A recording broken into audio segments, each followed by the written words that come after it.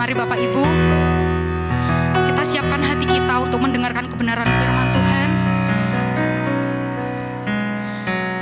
Kami menantikan janji-Mu terjadi atas setiap kami Tuhan. Biarlah lewat firman-Mu Bapa, kami semakin diubahkan, kami makin mengenal pribadi-Mu Yesus. Terima kasih Bapa.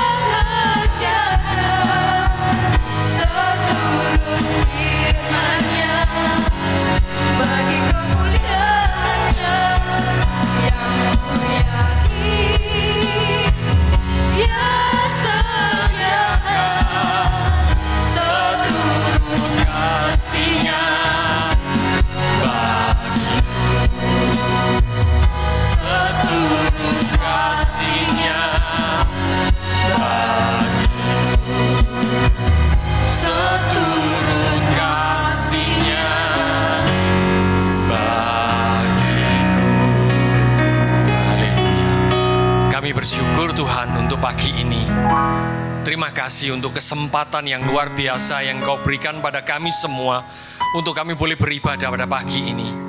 Kami tahu bahwa itu adalah anugerah-Mu yang terbesar. Kami boleh hadir, kami boleh sehat, kami boleh memuliakan Engkau bersama dengan semua saudara seiman kami Tuhan. Terima kasih, sebentar kami akan mendengar akan sebagian daripada apa yang Kau kehendaki untuk kami lakukan. Engkau berbicaralah Tuhan melalui hamba-Mu yang sangat terbatas ini. Biarlah hikmat-Mu yang menguasai setiap kami, terutama hamba-Mu ini Tuhan, sehingga layak untuk memberitakan firman-Mu. Siapkan hati kami sebagai tanah yang subur, yang siap menerima benih firman-Mu.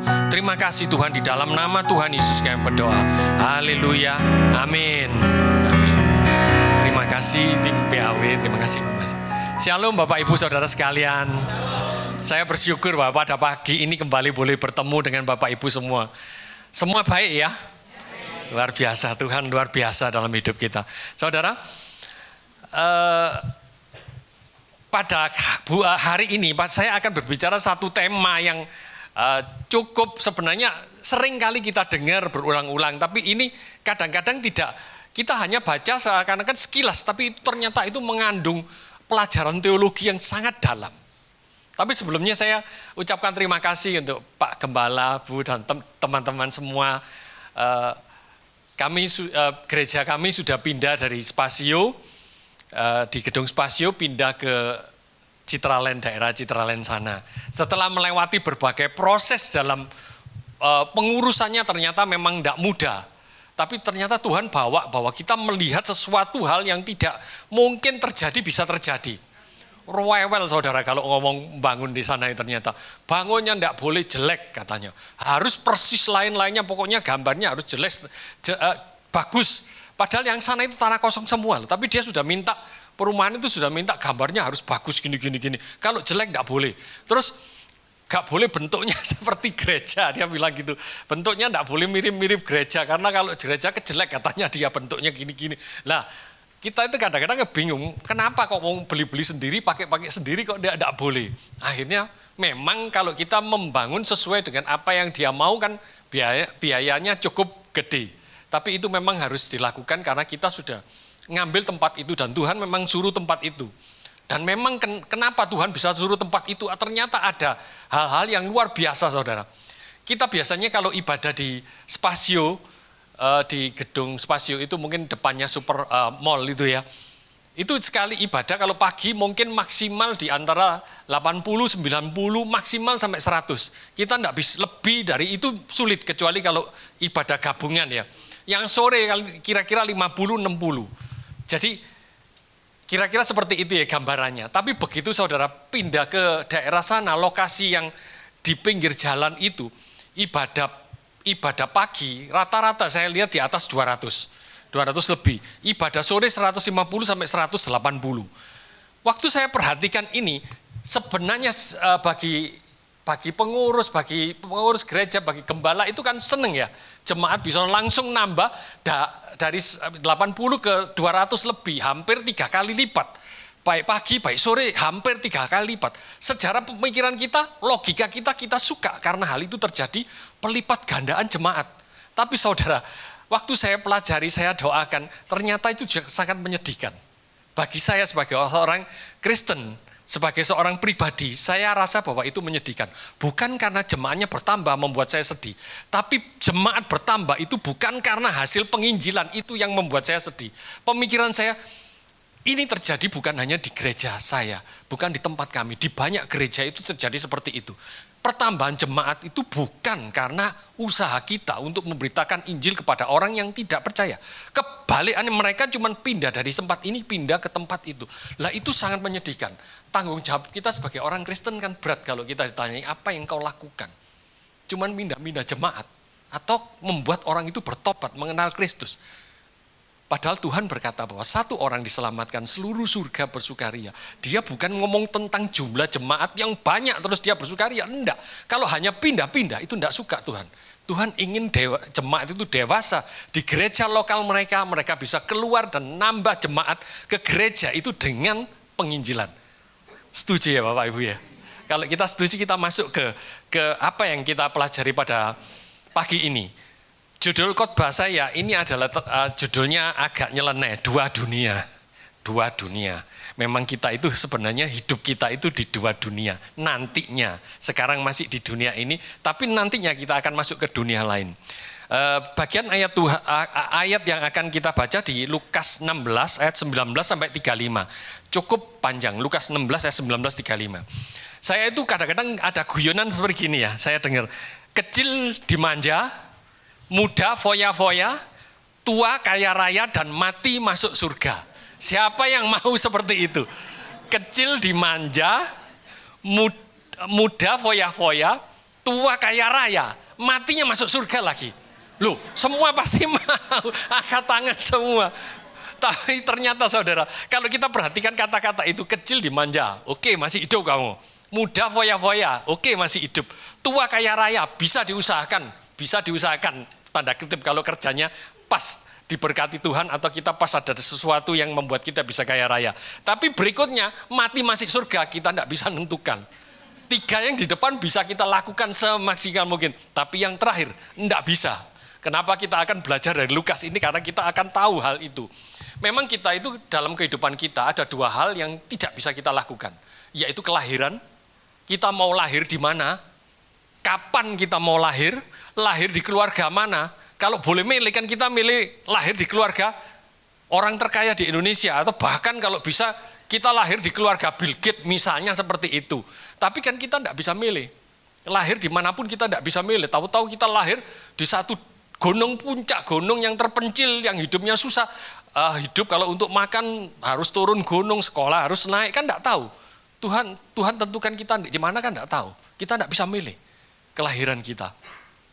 Tapi kematian, kita juga tidak bisa milih. Kita ngomong yang normal ya, bukan kematian yang disengaja. Tapi secara umum, kematian kita juga tidak bisa milih. Kita mau mati di mana? Tidak bisa. Kita mau mati dengan cara apa? Ya tidak bisa.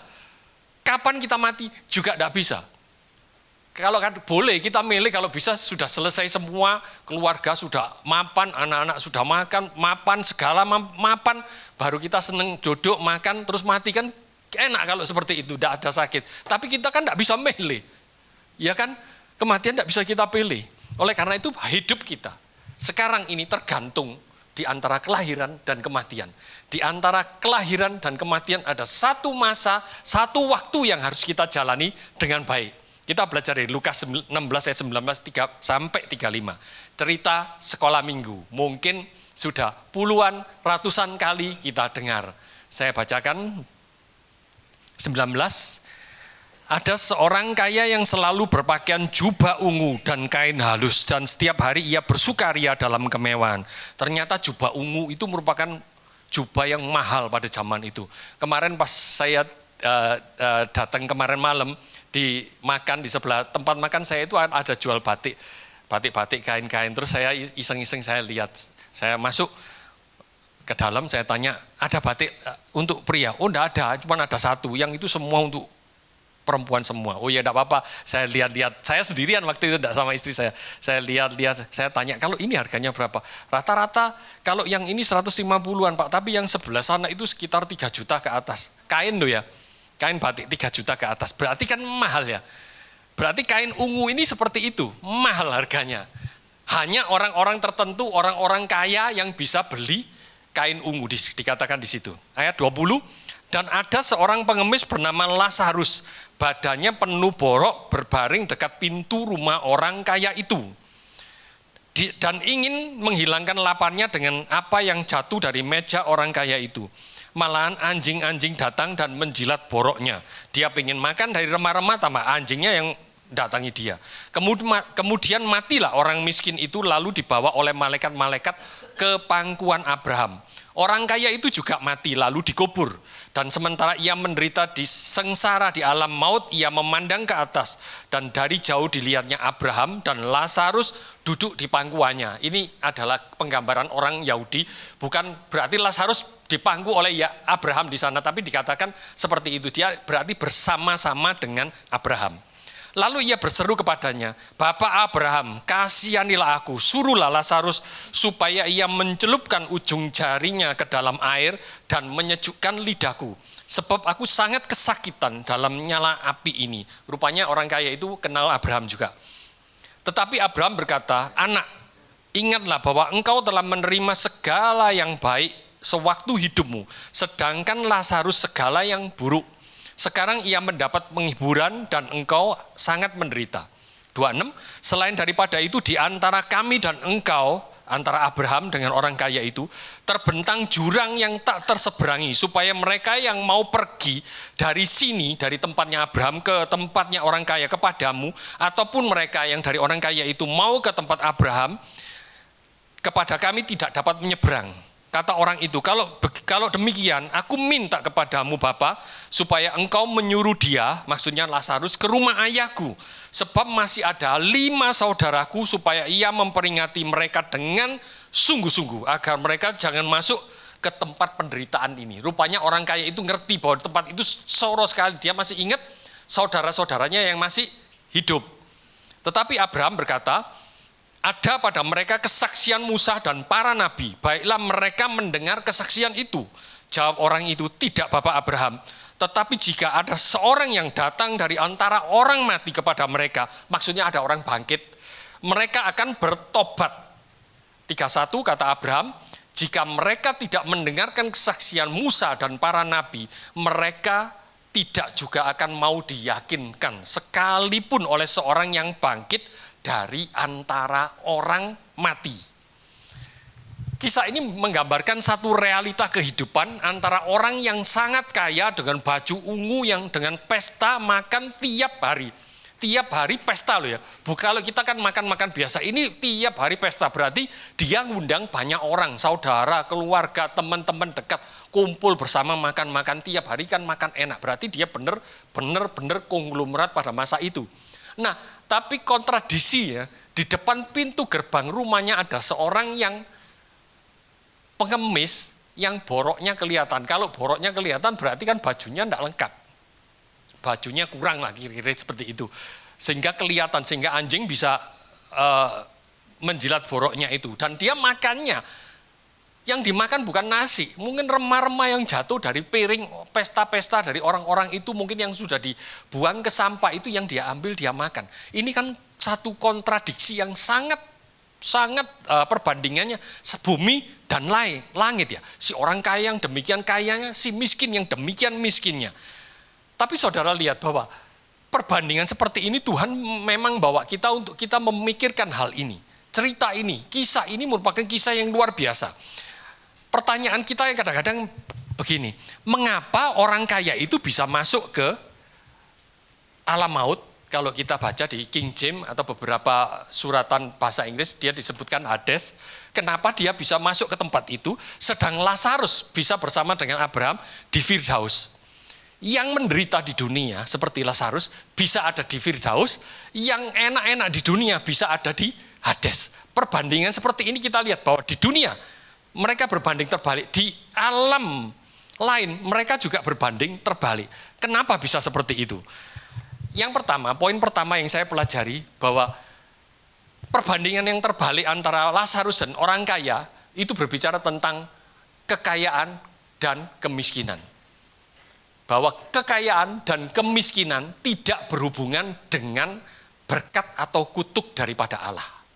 Jadi Bapak Ibu Saudara sekalian, kadang-kadang kita banyak dipengaruhi oleh banyak pengajaran mengatakan bahwa kalau kita banyak melakukan pelayanan seperti ini, kalau kita banyak memberi kepada gereja, memberi kepada banyak orang kita akan diberkati oleh Tuhan.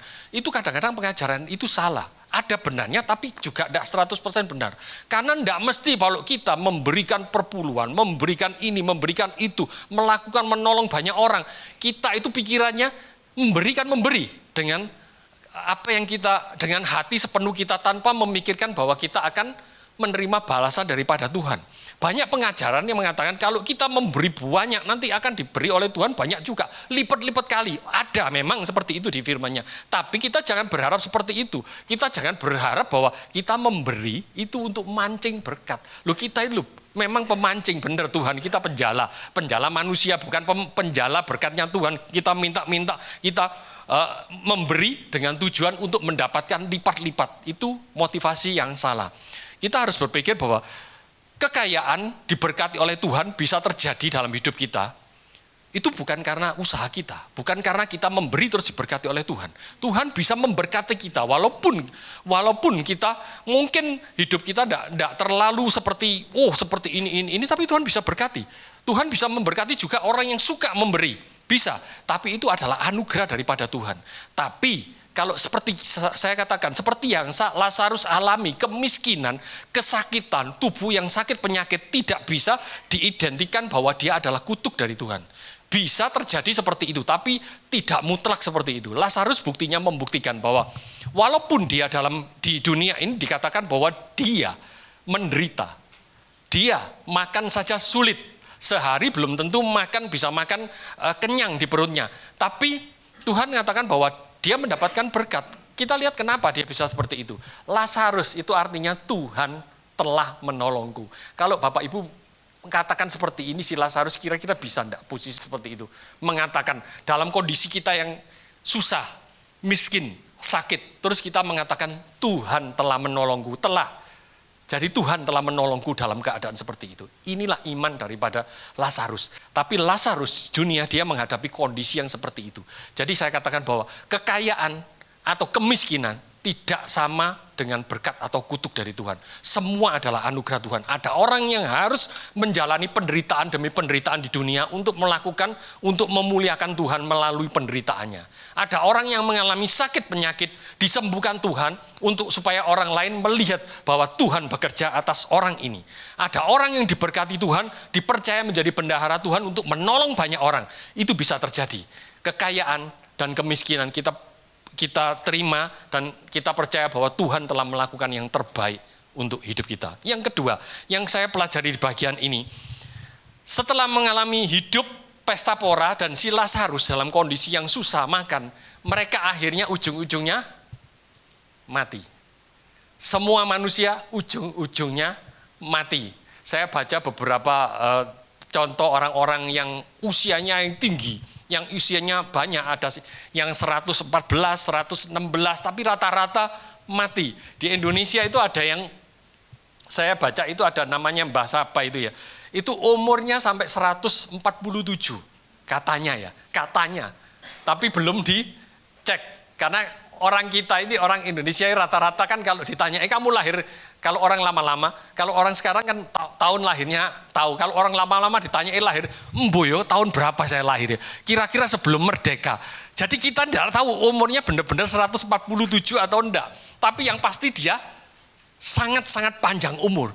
Tapi dia juga meninggal. Jadi tidak ada satupun orang di dunia ini yang bisa hidup terus. Jadi Bapak Ibu Saudara sekalian, yakinkan bahwa suatu saat saya juga akan meninggal. Tidak ada orang yang mengatakan bahwa saya bisa hidup terus. Tubuh kita sehat, kita berkata, oh saya sehat, saya olahragawan, saya pemain fitness atau olahraga saya sepak bola, bisa lari jarak jauh, saya bisa macam-macam. Tapi kenyataan bahwa ada banyak olahragawan yang juga mati pada waktu dia olahraga. Ada COVID membuktikan bahwa banyak orang yang sehat tahu-tahu mati. Ada juga orang yang dalam kondisi tidak sehat, penuh dengan, kalau istilahnya waktu itu komorbid yang rame ya, penuh dengan komorbid, ya tidak mati. Kena COVID, ya tidak mati. Kenapa?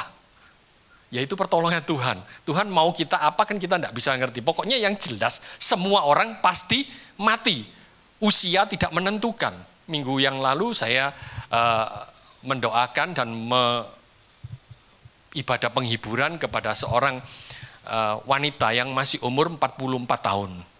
Jadi Tuhan itu suruh kita datang ke rumah sakit pada itu hari Rabu ya.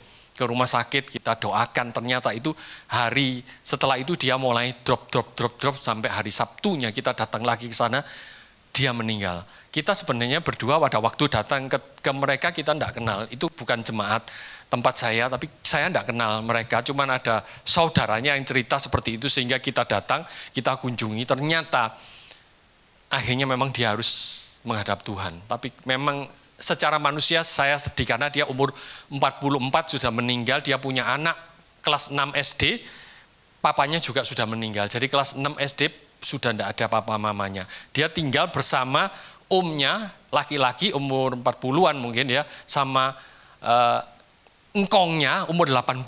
Waktu kita berkunjung ke rumah sakit itu, istri saya dengan Pak Pendeta Petrus ke sana, yang jaga Ibu ini yang umur 44 tahun selama 10 hari itu papanya yang umur 80 tahun.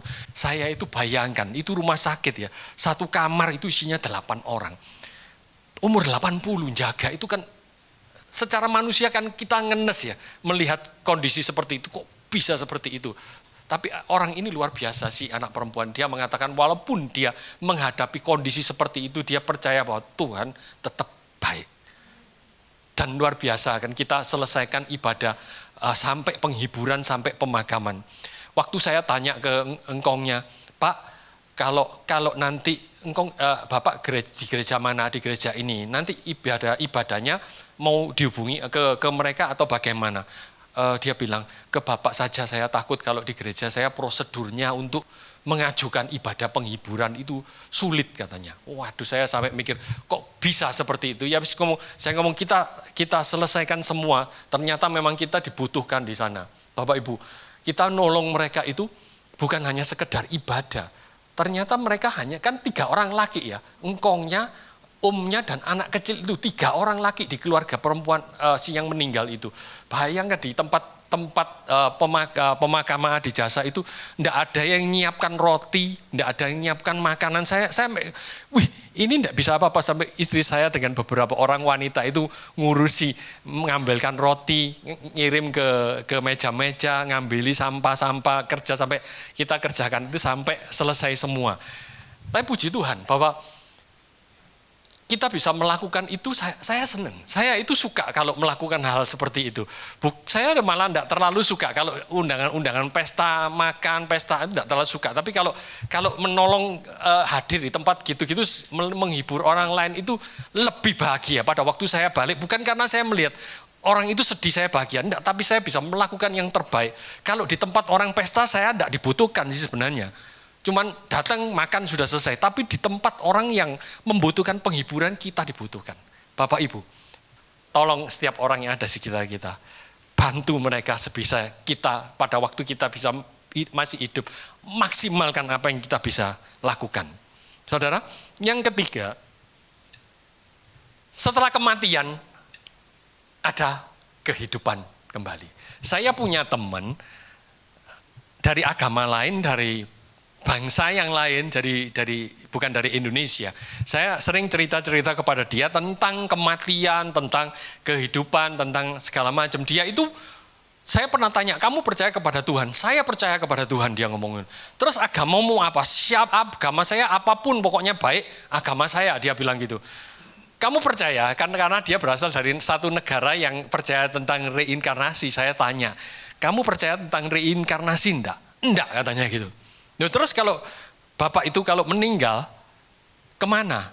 Ya sudah, kalau sudah meninggal ya sudah dikubur, sudah jadi tanah, sudah selesai hidup saya. Enggak hidup lagi, enggak katanya gitu.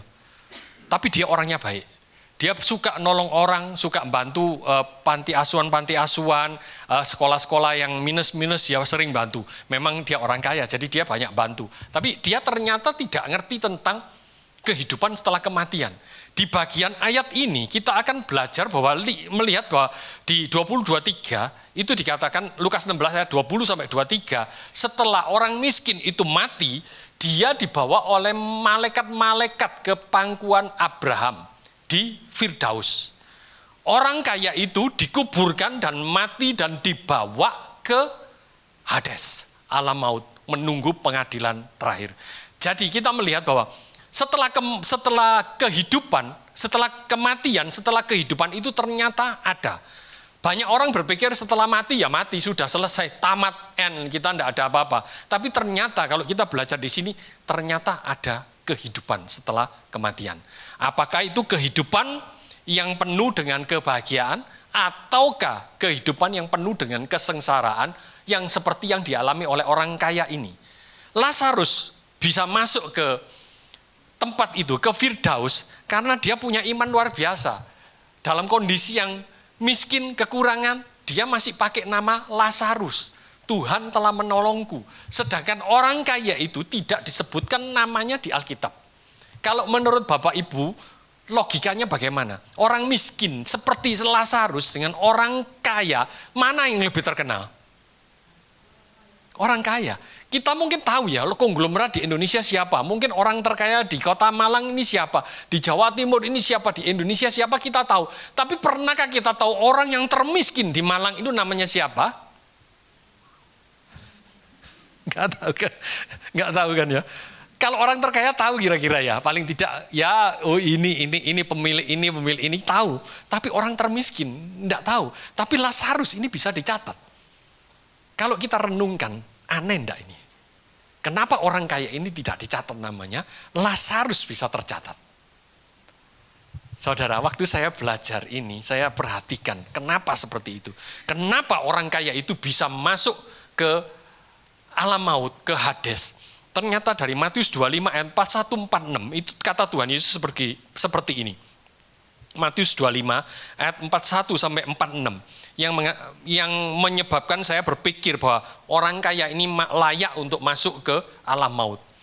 Ayat 41, dan ia Yesus akan berkata juga kepada mereka yang di sebelah kirinya, enyalah dari hadapanku hai kamu orang-orang terkutuk, enyalah ke dalam api yang kekal yang telah sedia untuk iblis dan malaikat-malaikatnya. Jadi orang-orang terkutuk disuruh masuk ke tempat api kekal yang disediakan untuk iblis dan malaikat-malaikatnya. Ini juga hal yang luar biasa. Ternyata di alam maut, di tempat neraka, iblis dan malaikat-malaikatnya itu bukan penguasa. Mereka juga di sana juga dihukum. Jadi jangan berpikir bahwa iblis itu di neraka jadi penguasa neraka. Kok bagus, mereka juga dihukum sama. Dengan seperti orang kaya itu, mereka dihukum di tempat yang sama. Tuhan Yesus yang mengatakan seperti itu. Kenapa orang kaya itu menghadapi hal seperti itu? Ayat 42. Ketika aku lapar, kamu tidak memberi aku makan. Ketika aku haus, kamu tidak memberi aku minum. Ketika aku seorang asing, kamu tidak memberi aku tumpangan. Ketika aku telanjang, kamu tidak memberi aku pakaian. Ketika aku sakit dan dalam penjara, kamu tidak melawat aku. Lalu mereka akan menjawab dia, katanya, Tuhan, bila manakah kami melihat engkau lapar, atau haus, atau sebagai orang asing, atau telanjang, atau sakit, atau dalam penjara, dan kami tidak melayani engkau. Maka ia menjawab mereka, aku berkata kepadamu, sesungguhnya segala sesuatu yang tidak kamu lakukan untuk salah seorang yang paling hina ini, kamu tidak melakukan juga untuk aku. Dan mereka ini akan masuk ke tempat siksaan yang kekal, tetapi orang benar ke dalam hidup yang kekal. Rupanya ini yang dialami oleh orang kaya itu. Dia tahu bahwa Lazarus itu makan pun sulit.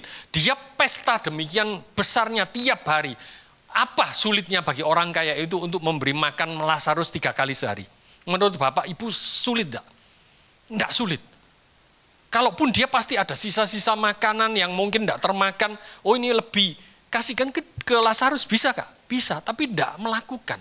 Kalau kita melihat kondisi seperti itu, berarti orang kaya ini, walaupun dia sudah belajar tentang kitab Musa, waktu itu belum ada Alkitab ya, belajar tentang kitab Musa dan kesaksian para nabi, dia tidak bertobat. Ada banyak orang Kristen yang mungkin sejak lahir sudah Kristen, baca Alkitab sudah berulang-ulang, puluhan kali, ngerti tentang Alkitab itu, tapi hanya sebagai pengetahuan biasa. Tapi mereka tidak mendalami. Orang kaya ini juga tahu tentang Abraham siapa, tentang apa itu keselamatan, tentang itu apa kebenaran, tapi dia tidak melakukan. Sama sekali tidak melakukan, tahu tapi tidak melakukan. Bukankah banyak orang Kristen yang seperti itu, saudara? Tahu tentang Alkitab, ngerti tentang keselamatan, ngerti tentang kebenaran, ngerti bagaimana menolong orang lain, tapi tidak melakukan. Persis apa yang dilakukan. Mengapa saya dalam satu kuliah, waktu saya kuliah, salah satu dosen saya mengatakan begini, kita itu penginjilan ternyata bukan hanya ada di luar gereja, ternyata di dalam gereja kita juga butuh penginjilan. Banyak orang Kristen sejak lahir sudah Kristen, tapi ternyata tidak ngerti tentang keselamatan. Sehingga pada waktu ditanya, apakah engkau yakin kalau mati pasti masuk surga? Mudah-mudahan bisa masuk surga. Itu orang yang sudah ngerti tentang Alkitab loh. Sampai mengatakan seperti itu. Banyak orang Kristen, kenapa butuh penginjilan di dalam gereja? Karena mereka tidak yakin tentang keselamatan dia. Mereka tidak yakin bahwa Yesus mati untuk dia. untuk keselamatannya. Kalau kita mengaku bahwa Yesus adalah Tuhan dan percaya kepada Dia, mengaku dengan mulut kita dan percaya dalam hati kita, kita percaya bahwa kita masuk surga. Tetapi ternyata banyak orang yang ragu-ragu. Bapak Ibu jangan ragu-ragu. Tetap percaya bahwa Yesus akan membawa kita ke surga. Nah, orang kaya itu menghadapi hal seperti itu dan dia masuk ke dalam alam maut. Tetapi Lazarus, dia bisa masuk ke Firdaus. Kenapa? Karena namanya, Tuhan telah menolongku. Berarti dia percaya kepada kitab Musa dan kitab para nabi. Dia percaya bahwa Tuhan telah menolongnya. Sehingga dia dibawa ke Firdaus. Dan yang luar biasa, kenapa namanya tercatat nama Lazarus? Ternyata itu ada di Wahyu. Setiap nama yang tercatat di buku kehidupan, dia akan masuk ke Firdaus. Tetapi nama yang tidak tercatat, dia akan masuk ke alam maut. Bapak Ibu, ternyata nama itu bagi Tuhan luar biasa. Setiap nama-nama kita ada di buku kehidupan. Pastikan Bapak Ibu, kita sudah tercatat di buku kehidupan. Amin. Amin. Tuhan memberkati. Dan yang terakhir, setelah melewati kehidupan di dalam, setelah kematian, ada alam maut, ada Firdaus. Ternyata dikatakan di ayat 26, Lukas 16 ayat 26, selain daripada itu di antara kami, yaitu Abraham, dan engkau, si orang kaya, terbentang jurang yang tak terseberangi, supaya mereka yang mau pergi dari sini ke sana, dari sana ke sini tidak bisa. Jurang yang sangat dalam, yang tidak bisa diseberangi. Itu Abraham yang berkata. Sehingga saya, poin keempat, saya kasih judul pintu yang tertutup. Setelah kematian, ternyata pintu itu benar-benar sudah tertutup. Jadi kalau kita mau percaya kepada Tuhan, kita mau melakukan apa yang Tuhan inginkan hanya pada waktu kita lahir sampai kita tutup mata. Di posisi waktu itu, kita lakukan sebaik-baiknya yang kita bisa. Tapi setelah kita mati, kita tidak bisa melakukan apa-apa. Karena pintu itu sudah tertutup. Kita tidak bisa. Kita pengen orang-orang yang kita cintai, mungkin keluarga kita, teman kita, saudara kita, mungkin suami kita, mungkin istri kita, mungkin orang tua kita yang ada di alam maut seperti si orang kaya itu, kita pengen mereka datang ke tempat kita, ke Firdaus, di mana mereka bisa merasakan sukacita, di sana kepanasan. Ternyata kita tidak bisa. Kita tidak bisa nolong orang itu. Kita bisa nolong kapan? Pada waktu kita masih hidup. Pada waktu orang tua kita masih hidup. Pada waktu orang-orang yang kita sayangi masih hidup. Kita bisa mengabarkan Injil itu kepada mereka. Kita bisa memberikan kepada mereka, menerangkan hal ini kepada mereka. Supaya pada waktu kematian itu sudah datang, pada waktu mereka setelah melewati kematian, mereka bisa ada di alam Firdaus itu.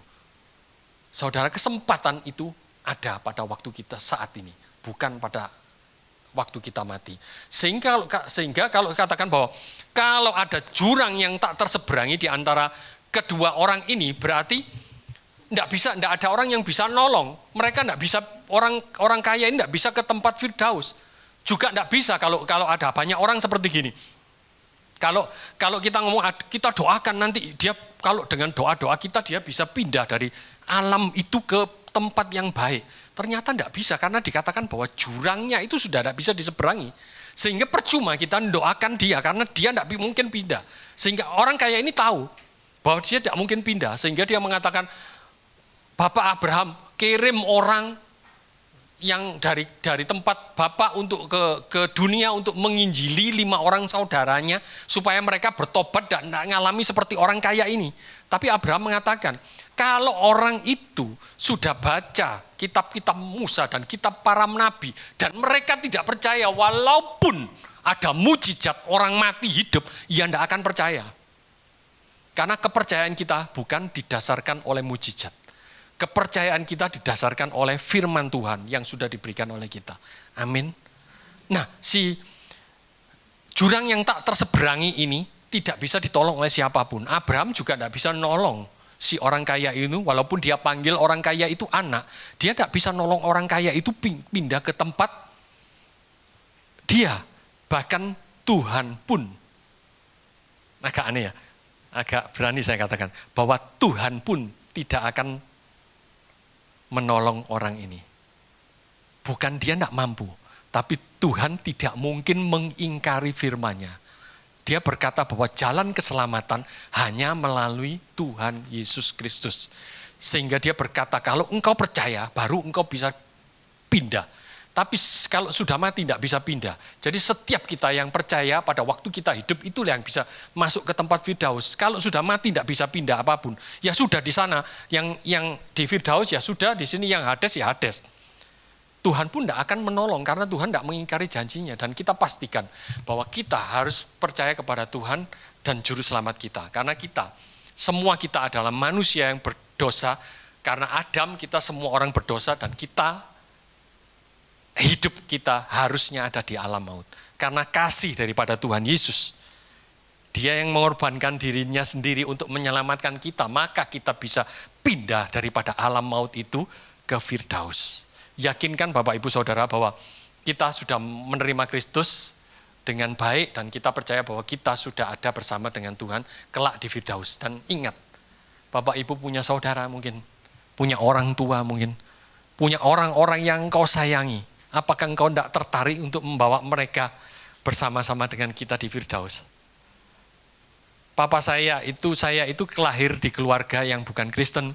Papa saya itu adalah orang agama lain ya, agama Konghucu pada waktu itu. Pada waktu dia mulai usia 70 ke atas, setelah dia berhenti bekerja, itu kan tubuhnya mulai lemah. Nah, ada beberapa teman-teman saya itu datang ke rumah papa saya itu datang untuk nginjili, datang untuk ngomong tentang Tuhan, cerita tentang ya kayak cerita sekolah minggu gitu, cerita tentang ini itu. Semua itu tidak didengar. Kalau dia sudah bosen, kalau orang hamba Tuhan datang dia senang. Karena ada yang teman ngajak ngomong gitu loh. Kan anak-anaknya kerja dan lain-lain mungkin enggak bisa ngajak ngomong. Kalau ada hamba Tuhan siang-siang datang itu suka. Dia ngomong-ngomong. Tapi kalau tahukah Bapak Ibu, kalau dia sudah ngantuk, dia akan usir. Kamu pulang saja. Saya sudah bosan dengar kamu loh hamba Tuhan gitu. No. Pulang aja, saya tidak mau dengar lagi. Seperti itu berulang-ulang. Tapi luar biasa, teman-teman saya itu hamba Tuhan yang militan juga. Walaupun diusir-usir, beberapa kali lagi datang lagi ke tempat papa saya dan itu terus-menerus seperti itu. Tapi ternyata papa saya itu tidak bertobat tuh. Sampai lama berlama-lama tidak datang. Bertobatnya kenapa? Bertobatnya pada waktu anak saya datang ceritakan, saya waktu itu masih tinggal bukan di Surabaya, datang ke rumahnya ngomong-ngomong cerita tentang ini. Tentang Lazarus ini, tentang orang kaya. Dia cerita seperti ini, bahwa ini orang yang tidak percaya ini akhirnya. Lama-lama papa saya itu mikir, dia ngomong gini. Lah kalau manggil ke cucu, lah kalau engkau nggak percaya, masuk mana? Cucu saya waktu itu masih kecil, dia ngomong, ya masuk itu neraka. Dia panas gitu, iya panas ya bilang gitu. Lah sejak itu dia mulai mikir rupanya. Papa saya itu mulai mikir, loh kalau saya ini mati sedang semua orang anak saya percaya Kristus ada di tempat Firdaus, lah saya sendirian di situ. Terus dia ngomong, beberapa saat kemudian waktu teman-teman hamba Tuhan itu datang, dia ngomong, saya mau dibaptis. Akhirnya dia percaya Kristus. Tapi pada masa tuanya dia dibaptis, tidak bisa seperti kita diselam, enggak. Ya cukup didudukkan di ember terus dipercik gitu, karena memang kalau dikasih air kan masuk angin sudah tua gitu, jadi seperti itu. Tapi dia sudah diselamatkan karena perkataan daripada anak kecil. Jadi kita pastikan bahwa kita bisa memberitakan Injil ini kepada orang-orang yang kita kasih. Pastikan, di screening, bawa ke gereja. Kalau kita tidak bisa nginjili, saya dulu juga tidak bisa nginjili, bawa ke gereja. Serahkan ke siapa? Serahkan ke Pak Hari, urusan Pak Hari. Saya pokoknya tanggung jawab saya bawa ke gereja, nanti urusan Pak Hari dan Ibu dan teman-teman lagi. Saya tidak ngerti, saya lakukan seperti itu. Sampai Tuhan akan memberikan kita hal-hal yang luar biasa dalam kehidupan kita. Amin. Jadi yang dari bagian ini kita kesimpulkan bahwa berkat dan kutuk itu bukan bergantung daripada apa yang lahir kita alami. Bahwa kekayaan kita atau kemiskinan kita tidak ada hubungannya dengan berkat dan kutuk daripada Tuhan. Tuhan bisa memberkati siapapun, bisa melakukan hal-hal yang luar biasa, dia adalah kehendak dia. Orang yang bahkan mungkin kemampuannya terbatas juga bisa diberkati oleh Tuhan. Yang kedua, bahwa kesempatan untuk bertobat, untuk terima Tuhan Yesus adalah saat ini. Kesempatan untuk menolong orang-orang lain supaya terima Tuhan Yesus adalah saat ini. Bukan pada saat mati. Kalau mati sudah tertutup. Amin. Tuhan memberkati Bapak Ibu Saudara. Mari kita masuk dalam doa. Kami bersyukur Tuhan bahwa pada pagi ini kami boleh belajar akan satu pelajaran singkat tentang Lazarus dan orang kaya. Hamba tahu bahwa ini adalah merupakan satu pelajaran yang sangat luar biasa dalam hidup kami. Kami ingin Tuhan, setiap anak-anak-Mu yang telah mendengar akan firman pada pagi ini, boleh melakukannya. Hamba berdoa Tuhan, mungkin ada keluarga mereka yang belum kenal Engkau, mungkin orang tua mereka, mungkin suami mereka, atau istri mereka, atau bahkan anak-anak mereka yang belum mengenal Engkau. Engkau berikan kepada setiap anak-anak-Mu di tempat ini hikmat dan pengenalan yang benar akan Engkau, sehingga mereka boleh memberitakan, boleh mengenalkan Tuhan Yesus kepada orang-orang yang mereka cintai. Dan hamba percaya, setiap kata-kata yang keluar dari mereka yang berasal dari Engkau, yaitu firman-Mu, tidak akan kembali sia-sia. Mereka akan memenangkan banyak jiwa. Di dalam nama Tuhan Yesus terjadilah dalam kehidupan mereka. Terima kasih Tuhan, dalam nama Tuhan Yesus. Haleluya. Amin. Amin.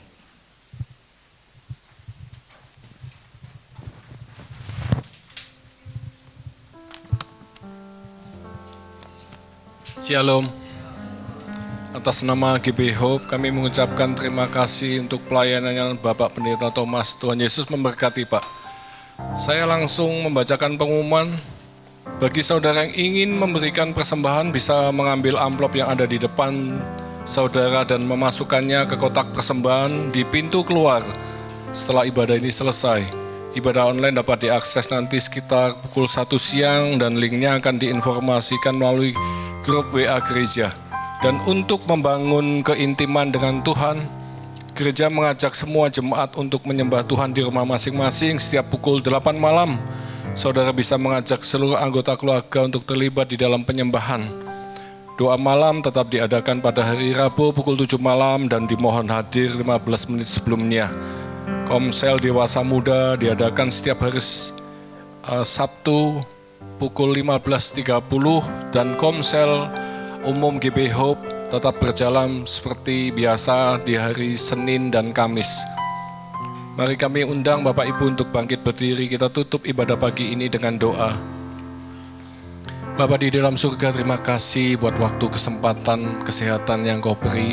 Kami dapat berhimpun dalam keadaan yang baik di tempat ini. Kami bersyukur Tuhan, kami boleh memuji-Mu, menyembah-Mu, bersuka cita. Makasih Tuhan Yesus buat tuntunan-Mu pagi ini yang disampaikan oleh hamba-Mu. Biarlah tuntunan itu, setiap tuntunan itu kami hidupi Tuhan. Tolong setiap kami Roh Kudus meneguhkan dan memberi pemahaman yang benar, memberi kemampuan untuk menghidupinya. Makasih Tuhan Yesus. Kami berdoa buat Bapak Pendeta Thomas, pakai hidupnya lebih lagi Tuhan, di dalam pelayanannya, di dalam pengembalaannya. Setiap langkahnya Engkau yang pimpin Tuhan. Dimanapun Engkau utus, hidupnya diberkat untuk kemuliaan nama Tuhan. Nama Tuhan ditinggikan melalui hidupnya. Berkati istri serta anak-anaknya. Kami minta berkat yang sama buat gembala kami Pak Hari.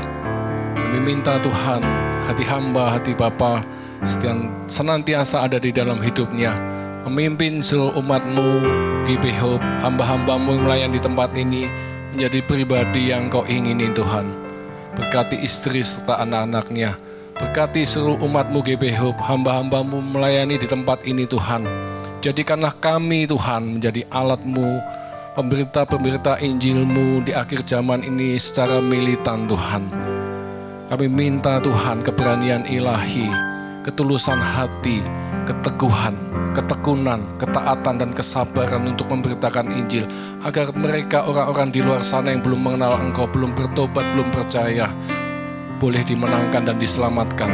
Makasih Tuhan Yesus. Kami berdoa untuk Indonesia. Kami minta belas kasih-Mu atas bangsa ini.